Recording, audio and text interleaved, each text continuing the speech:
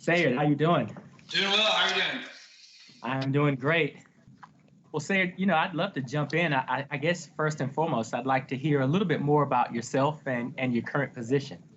Yeah, so I teach various sciences at the Stokes Early College High School. So we do honors biology and honors earth environmental sciences. And the great thing about the early college program is students are offered a fast track program, so they acquire their high school diploma and their associates at the same time. And then at the same time, we're trying to push for first generation college students, and then kind of inspire more of a lifelong learner. To give back to the community and kind of pay it forward, really. That's awesome. Was there something in your background that sort of persuaded you to become a teacher and pursue this route, or how did you sort of discover this path? So I actually, before early colleges became an official thing, I actually started doing community college classes in high school as well. So I was familiar with the fast track program. And then throughout high school, I worked at Fort Fisher Aquarium, and then I also worked for the Blue Ridge Parkway and a little bit of interpretive work as well. So I got to work with the public and educate them about their environment that they're in. So that kind of inspired that. That's cool. Yeah. So why the environmental ed certificate? Why take on that program? Okay. So when I started teaching, I did lateral entry.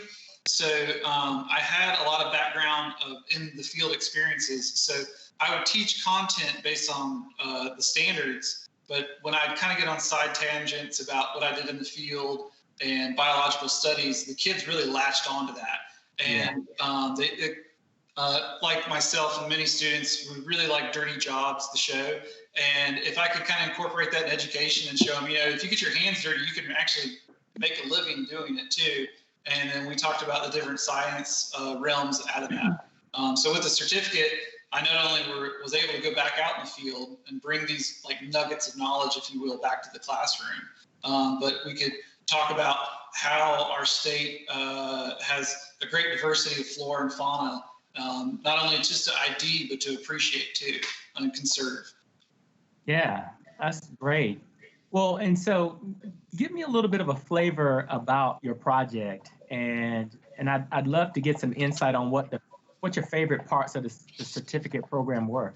Oh, definitely. So a couple years ago, we started doing it's kind of like a tiny farm, school campus, if you will, garden project. So students, along with Forsyth Tech that we partner with, and then Brian Hartman from the State Cooperative Extension, he assisted us, and students would take kind of like mini courses after school, free of charge, and we would basically have them create raised beds. We would learn about square foot gardening.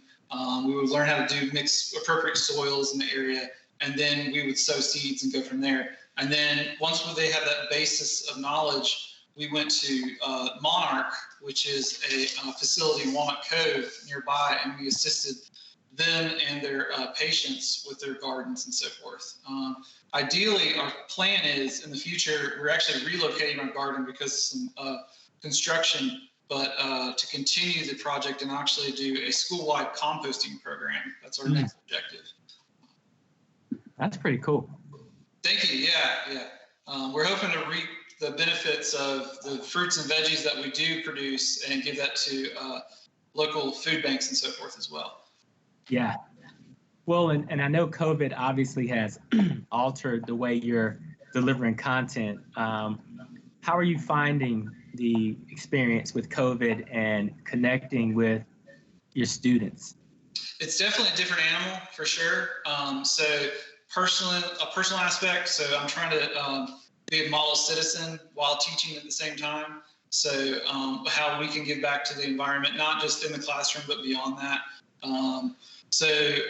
Virtually, I shared, we built like a tiny library out in front of my house over the summer, and then we like raised beds and stuff like that. And then I'm actually growing my hair out to donate. So like we're just like all over the board trying to help out in one way or another. And then in the classroom, we're trying to motivate. One way is what we've been doing, like weekly creek walks. We're lucky enough to have a creek on campus, so the kids are actually able to get out. We can do identification, talk about it, and then a lot of things, especially COVID related, it's more of a mental health realm, I feel like. So in order to, before you go outside, you got to work on the inside in a lot of ways. So we do a weekly thing called Care Shares. So students are given a personality test, and based on the personalities, I group them together. And then we have care groups where they basically talk about their highs and lows of the week, like their peaks and valleys, and not only just conserving their energy, but the environment around them, and then modifying that. And then what kind of grit, what's their long-term goals? So we'll get into that, and kind of more emphasis on more of a body, mind, spirit interpretation to it. That's cool. Thank you. That's cool. Well, I want to thank you for what you do, man. You sound like you are inspiring and educating a lot of people, and I think you're going way above and beyond, what's required of you. So thank you for your service, and congratulations on earning this certificate. I know it's not easy, and so we're glad to welcome you to the family. Thank you. I'm super excited, and thank you, Secretary Regan, for everything that you do as well. We appreciate it. Thank you. Wish we could be there in person to hand it off, but maybe next time. Yes. You're always invited. So. Well, thank you.